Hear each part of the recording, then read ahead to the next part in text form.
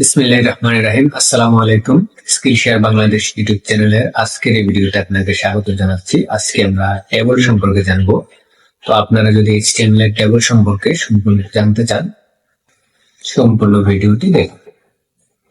চলুন শুরু করা যাক আজকের ভিডিওটি। আমি এখানে সময় বাঁচানোর জন্য টেবলের যে কোডগুলির প্রয়োজন সেগুলি আমি আগে লিখে রেখেছি। কিছু জিনিস আমি আপনাদেরকে লাইভ করে দেখাবো। তো সেই জন্য চলুন আমরা আগে এটির আউটপুটটা কি আসে সেটা একটু দেখি, বা HTML এর টেবলটা দেখতে কেমন হয় সেটা একটু দেখি। চলুন, টেবলটা আরো নিচে আছে, আমরা একটু দেখি। যে দেখুন টেবলটা, এটাই হচ্ছে আমাদের HTML এর টেবল। এটা তৈরি করার জন্য আমরা টেবল ট্যাগ ব্যবহার করে তৈরি করব। এখানে কি কি আছে আমরা একটু জেনে নেই। প্রথমত আপনারা বাম দিক থেকে ডান দিকে যেটা দেখতে পাচ্ছেন এটাকে বলা হচ্ছে মূলত কলাম, এবং আপনার যে উপর থেকে নিচের দিকে দেখতে পাচ্ছেন এগুলাকে বলা হচ্ছে র। বাম থেকে ডান দিকে কলাম এবং উপর থেকে নিচের দিকে হচ্ছে র। এখানে এগুলো প্রত্যেকটা হচ্ছে এক একটা সেল, এগুলো প্রত্যেকটা হচ্ছে এক একটা সেল, সেল বলা হয় এগুলাকে। তো এবং উপরে যেটা দেখতে পাচ্ছেন এগুলাকে আমরা হেডিং বলি। টেবলের টেবল হেডিং, এটা হচ্ছে টেবল হেডিং। এবং নিচে যেগুলো দেখতে পাচ্ছেন এগুলো হচ্ছে আমাদের টেবিল বডির মধ্যে আছে। তো আমরা আসলে মূলত এমনিতে এগুলো হচ্ছে টেবিলের ডাটা বলা হয় মূলত, বাট আমরা ডাটা গুলাকে টেবিলের বডির মধ্যে রাখবো এবং টেবিল হেডিংটাকে টি হেড টি হেড এর মধ্যে রাখবো। আমরা এটাকে টি হেড এর মধ্যে রাখবো কেন? কারণ আমরা যখন সিএসএস শিখবো, সিএসএস দিয়ে আমরা খুব সুন্দর সুন্দর স্টাইলিং করতে পারবো। যেন সিএসএস দিয়ে আমরা স্পেসিফিক্যালি স্টাইলিং করতে পারি, সেজন্য আমরা টেবিলের যে হেডিংটা সেটাকে টি হেড এর মধ্যে, এবং টেবিলের যে বা বাকি যে ডাটাগুলো থাকবে সেটাকে আমরা রাখবো হচ্ছে টেবিল বডির মধ্যে বা টি বডির মধ্যে। এখন যদি আমি বলতে চাই, আমরা এখানে আরো দুইটা জিনিস সম্পর্কে জানবো, যেমন আমরা সেল স্পেসিং এবং সেল প্যাডিং সম্পর্কে আমি আপনাদেরকে এখানে বুঝিয়ে দিচ্ছি, কারণ আমরা ওখানে গিয়ে শুধুমাত্র কোডটুকু দেখবো আমাদের কোড এডিটরে। এখানে হচ্ছে কনসেপ্টটা হচ্ছে কি, কনসেপ্টটা হচ্ছে এই যে দেখুন, এই যে এই সেল থেকে আমাদের এই সেলের যে দূরত্ব, এটাই হচ্ছে মূলত সেল স্পেসিং, রাইট? এই যে সেল থেকে সেলের এখানে যে দূরত্ব, এটা হচ্ছে সেল স্পেসিং। আর সেল প্যাডিং জিনিসটি কি? সেল প্যাডিং হচ্ছে যে কন্টেন্ট আছে না, যে আমাদের প্রত্যেকটা সেলের মধ্যে কিন্তু কন্টেন্ট আছে। যদিও আমি শুধুমাত্র এখানে সেল স্পেসিং এবং সেল প্যাডিং ইউজ করেছি, বাকিগুলোতে ইউজ করিনি, আপনারা দেখতে পাচ্ছেন। এখানে যেটা দেখতে পাচ্ছেন সেটা হচ্ছে যে কন্টেন্ট আছে, যে কন্টাক্ট এবং কন্টেন্ট যেখানে আছে, কন্টেন্ট গুলার থেকে আমাদের যে সেলের বর্ডার আছে, বর্ডার থেকে যে কন্টেন্টের দূরত্ব, এটাই হচ্ছে মূলত আমাদের সেল প্যাডিং। সেল স্পেসিং কি সেল প্যাডিং কি আপনারা বুঝতে পেরেছেন। তো চলুন আমরা মূলত টেবল ট্যাগ ব্যবহার করে কিভাবে আমরা টেবল তৈরি করতে পারি সেটা একটু দেখি। তো সবার প্রথমে দেখুন, আমি এই যে এখানে কিন্তু আমার ক্লিক করার সাথে সাথে আপনারা খেয়াল করবেন যে এখান থেকে এখান পর্যন্ত একটা আমাদেরকে মানে দিয়ে দিচ্ছে, ডিরেকশন দিয়ে দিচ্ছে যে টেবিলটা এই সম্পূর্ণ ট্যাগটা এখানে এতটুকুর মধ্যে আমরা টেবিলটা তৈরি করেছি। তো এখানে আপনারা যেটা দেখতে পাচ্ছেন সেটা হচ্ছে টেবিলের পরে আমরা যেটা দিয়েছি সেটা হচ্ছে বর্ডার। বর্ডার জিনিসটা আমি এখানে একটু এক্সপ্লেন করি। দেখুন যে টেবিলের পাশ দিয়ে যেটা চলে গেছে চারপাশ দিয়ে, এটাকে মূলত আমরা বলি হচ্ছে বর্ডার। এটাই মূলত টেবিলের বর্ডার। তো বর্ডার দিয়েছি আমরা 1 পিক্সেল। দেন সেল স্পেসিং জিনিসটা বলেছি, সেল প্যাডিং জিনিসটাও বলেছি, আমরা দুটোই এখান থেকে 10 নিয়ে নিয়েছি। এবং টি হেড এর মধ্যে আমরা টেবিল হেডিংটা রেখেছি, এবং টি বডির মধ্যে আমরা আমাদের বাকি যে ডাটাগুলি সেগুলি রেখেছি। প্রত্যেকবার কিন্তু আপনাকে টেবিল র নিয়ে কাজ করতে হবে, এবং এটা একটা র, দেন আমরা এখানে টেবিল র আরেকটা নিয়েছি, দেন আরেকটা নিয়েছি। তো সবার প্রথমে আমরা প্রথম রটি নিয়েছি। তো সবার প্রথমে যদি আমরা প্রথম রটি নিয়ে আর বাকি দুটি রকে যদি আমি সরিয়ে দেই, অথবা আমি বডিটাকে পুরো কাট করে নিয়েছি, তাহলে আপনারা একটু আপনাদের বুঝতে সুবিধা হবে। দেখেন আমি পুরো টি বডিটা, আমি পুরো যে টি বডি যেটা আছে পুরো টি বডিটাকে নিয়ে নিচ্ছি কাট করে।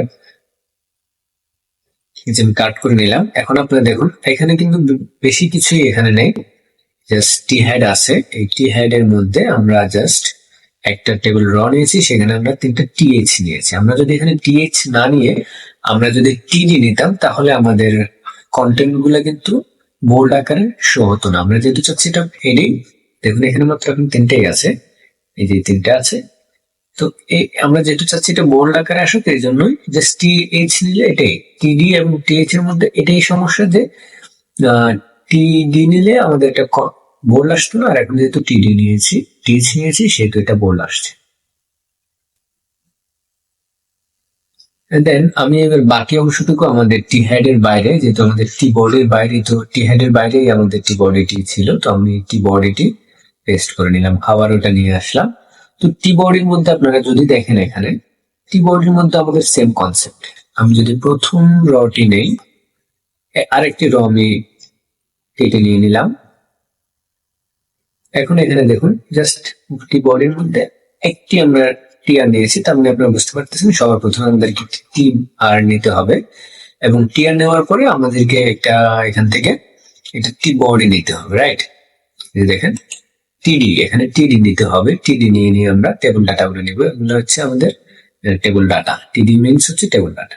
তো আমরা তিনটা, একটা টি এর মধ্যে আমরা তিনটা এখানে ডাটা নিলাম, ডাটা নিয়ে আমরা এটাকে সেভ করে, আমি যদি ব্রাউজারে আসি, এখন আপনারা আউটপুটটা দেখতে পাচ্ছেন কেমন দেখাচ্ছে।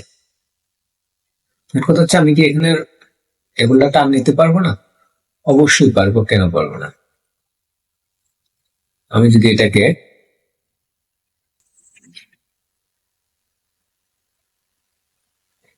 এটাকে কপি করে এখানে আনি, এখানে এনে আবার আর একটা পেস্ট করি,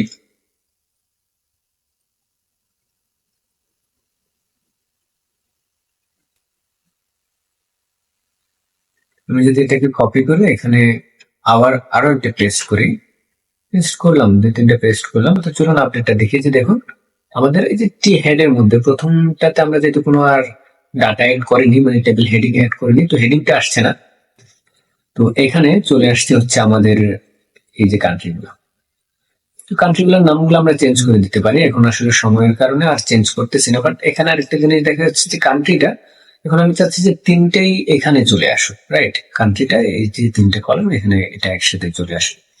তো এখন এটাকে বলা হচ্ছে মূলত কল স্প্যান। আমি চাচ্ছি যে কলাম গুলা অ্যাড হয়ে যাক, এখানে আরো দুইটা। আমি যেহেতু এটা চাচ্ছি যে আমাদের যে কান্ট্রিটা, এটা দুইটা সেলের, আরো দুইটা সেলের জায়গা নেই, তো সেজন্য আমাদেরকে এখানে এসে বলে দিতে হবে যে কান্ট্রি যেখানে আছে টিএইচ, আমাদের এখানে এসে বলতে হবে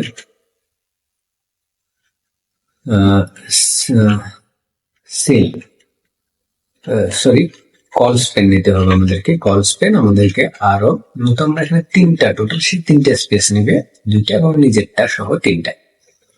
ঠিক যদি আমরা এখানে বলি, এখানে দেখুন কি হয়েছে, দেখুন এই যে সে কিন্তু তিনটা জায়গায় নিয়ে নিয়েছে এবং তিনটাতে সে কান্ট্রিটা শো করতেছে। এটাই হচ্ছে মূলত আমাদের সেল স্পেসিং, সরি, এটা হচ্ছে মূলত কল স্প্যান।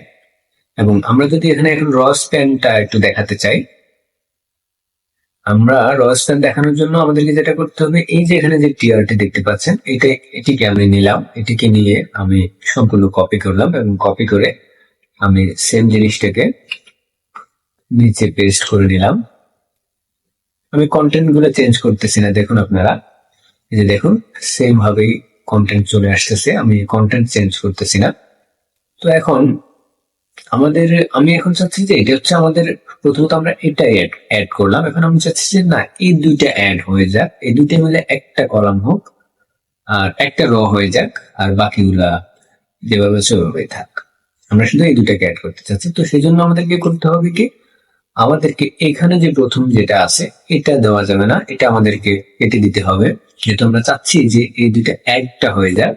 তো সেই জন্য আমাদেরকে এই যে প্রথম রটা আর দ্বিতীয় রটার প্রথমটা আমরা অ্যাড করবো, তো এখানে দ্বিতীয় রর প্রথম যেটা আছে সেটা আমরা কেটে দিলাম, এবং প্রথম র যেটা আছে সেটাকে আমি বলে দিচ্ছি যে র স্প্যান 2। এখন আমি যদি র স্প্যান 2 বলি, দেখুন এই দুইটা মিলে একটা হয়ে গেছে। এটাই হচ্ছে মূলত কল স্প্যান এবং র স্প্যান।